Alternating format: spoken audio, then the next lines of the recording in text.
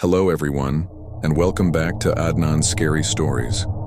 We all dream of finding the perfect home, a sanctuary to build a life and a family. But what if that dream home already has an owner? One who has never left and has no intention of leaving. Tonight's story, sent in by a listener named Bilal, is a slow-burn psychological horror about a presence that isn't seen or heard, but smelled. It's a terrifying reminder that some spirits don't just haunt a house, they inhabit it. My name is Bilal, and until a year ago, my life was perfectly ordinary. I worked at a multinational corporation. My wife, Sarah, was an artist, and we were eagerly awaiting the birth of our first child. We had just bought our first home, a dream come true, in a quiet, old-world neighborhood of the city. It was a beautiful little house with a small garden. We thought it would be the start of the happiest chapter of our lives, but we didn't know we were stepping into the final unfinished chapter of someone else's story. The house was old, but had been well maintained. When we first moved in, we noticed a very faint, pleasant scent throughout the house. It was the scent of lavender. We assumed the previous owners had used lavender-scented cleaning products. The fragrance was calming and we liked it. The first few weeks were wonderful. We decorated the house, prepared the nursery, and settled into our new life. But gradually, I began to notice something strange. That scent of lavender, it never faded. In fact, it seemed that only I could smell it. One evening, I came home exhausted from work. As soon as I opened the door, a strong wave of lavender hit me. I asked Sarah, "Did you use the lavender spray again today? The smell is quite strong." Sarah looked at me, puzzled. "No, I haven't used any spray. I don't smell anything." I thought I was just imagining it, but it soon became a daily occurrence. Whenever I entered the house, I was hit by that sweet, but now almost cloying fragrance. While Sarah could smell nothing, we started to joke about it. Sarah would tease me that she was the one who was pregnant, but I was the one getting the symptoms. For me, however, it was no longer a joke. The scent was constantly in my nostrils, especially at night when I tried to sleep. I searched every corner of the house for the source of the smell, but found nothing. One day, while clearing out a wardrobe in the upstairs bedroom, my hand brushed against a loose floorboard. Underneath, wrapped in dust, lay a beautiful antique glass bottle.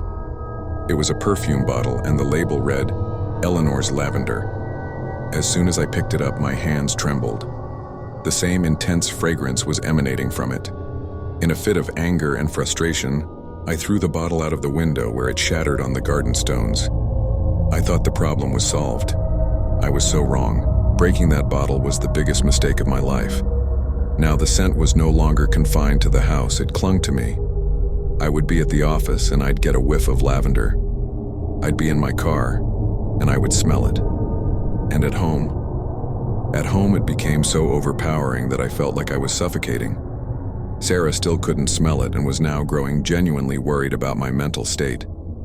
The tension between us grew. Now, along with the scent, other strange things began to happen. Sometimes I'd feel a cold spot, as if someone had just walked past me. I'd hear the faint creak of a chair, but would turn to find everything still. One night, I went to the kitchen for a glass of water and saw the old rocking chair in the living room, slowly, rhythmically, moving back and forth on its own. I froze. The moment I turned on the light, it stopped. I didn't have the courage to tell Sarah, terrified she would think I was losing my mind. I was fighting this battle alone. I tried to find out about the previous owners. An old watchman in the neighborhood told me that before us, a very old lady, a Mrs. Eleanor, had lived in this house alone for nearly 50 years. She had no children, and her husband had died long ago. She was obsessively in love with her house and grew lavender in her garden. She had died in this very house, peacefully in her sleep, in her favorite rocking chair. Hearing this, my blood ran cold. It was the same rocking chair that was now in our living room. I now understood what the scent was. It wasn't just a fragrance. It was a memory, a presence, Eleanor's. She had never left. The real terror was yet to come. One evening, Sarah, now heavily pregnant, was humming an old lullaby while arranging clothes in the nursery. I asked her, "That's a very old tune. Where did you hear it?" Sarah looked at me, surprised. I don't know. It just popped into my head. A cold dread washed over me. The next day when I came home, the lavender scent was unbearable. I went straight to our bedroom. Sarah was standing in front of the mirror, brushing her hair. She was wearing an old-fashioned vintage dress that wasn't hers. "Sarah, what's that dress?" I asked. She turned to me slowly. A strange, serene smile was on her face. She replied in a voice that was not her own, a very old, soft, and sweet voice. "You don't like my dress, my dear?" My blood froze in my veins. Eleanor's presence wasn't just in the house anymore. She was influencing Sarah. She was preparing her to take her place. I screamed, "Sarah, that's not you! Wake up!" The smile vanished from her face, replaced for a split second by a look of intense, cold fury. Then she blinked and she was my Sarah again. "Bilal? What's wrong? Why are you screaming?" She had no memory of it. That night, I forced Sarah to go to her mother's house, making the excuse that she would be better cared for there. I knew I had to face this thing alone. When I was alone in the house, the scent was so strong it made my eyes water. I started screaming in anger, "What do you want? Leave us alone." In response, the rocking chair began to move violently. The lights flickered wildly. And then I heard a woman's laughter echo through the entire house. Not a happy laugh, but one of possession and triumph. I went back to the wardrobe where I'd found the perfume bottle. Tucked away at the very back, I found an old leather-bound diary. It was Eleanor's. What I read inside made my entire being tremble. She wrote about her house as if it were her child. She wrote that she would never leave it. On the final pages, she wrote about her death. "I know my time is near, but I will not leave this house alone. My spirit, my scent, my memories, they will all remain here. Whoever comes here must become mine. This house is my body, and I am its soul. Forever." And on the very last page she had written, "The new baby is coming. She will be mine. I will sing her the same lullaby I used to sing to my dolls. She will be the new heir to this house. My heir." I finally understood her plan. She was waiting for our daughter. She was using Sarah as a vessel to claim our child as her own. I threw the diary down and ran for the front door. As I reached it, it slammed shut with a deafening boom.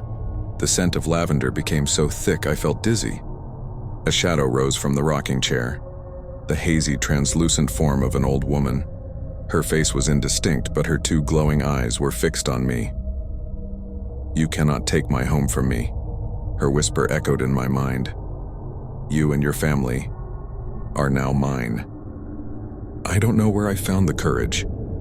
I screamed back, "This isn't your house. You are dead."